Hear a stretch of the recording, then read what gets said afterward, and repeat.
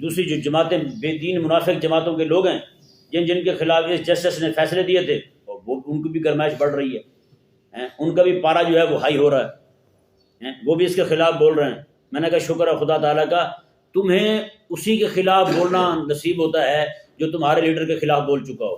جی۔ اور اللہ تبارک و تعالیٰ کا فضل ہے، اللہ تبارک و تعالیٰ نے ہمارا جو غیرت ایمانی کا معیار رکھا نا وہ بدلتا نہیں ہے موسم کے ساتھ، ہیں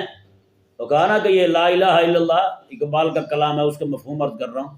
اس نے کہا یہ جو لا الہ الا اللہ نا یہ موسم بہار اور خزاں کا پابند نہیں ہے، یہ موسموں کو پابند نہیں ہے، یہ ہر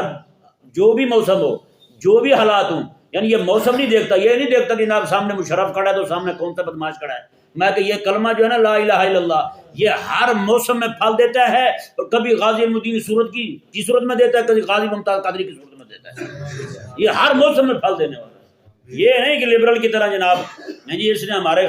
عمران خان کے خلاف بولا ہے تو لہٰذا اس کے خلاف بولیں جی اب ختم نبوت کا مسئلہ اٹھا دیں، اب لیک ہوئے پڑے نا سارے، ختم نبوت کا مسئلہ اٹھا رہے ہیں، ان کا جو مروت ہے وہ فاحش قسم کا کمینہ وہ جناب مسئلہ اٹھا رہا ہے، جی ہم کیس لڑ رہے ہیں ختم نبوت کا۔ میں نے کہا ٹھہر جا تو تیرے ختم نبوت کو جو تجھے تکلیف ہے نا ہمیں پتہ ہے، یہی جج آج کہہ دے عمران خان بری ذمہ ہے، اس نے کوئی گھڑی چوری نہیں کی، اس نے کوئی بدماشی نہیں کی، تو ہم نے کہنا جی ٹھیک ہے ختم نبوت کا مسئلہ چھوڑو، اور وہ گیا سرد خانے میں، تم نے پھر اسے ابا مان لینا۔ تمہاری منافقتیں جو ہے ہمیں سب معلوم ہے۔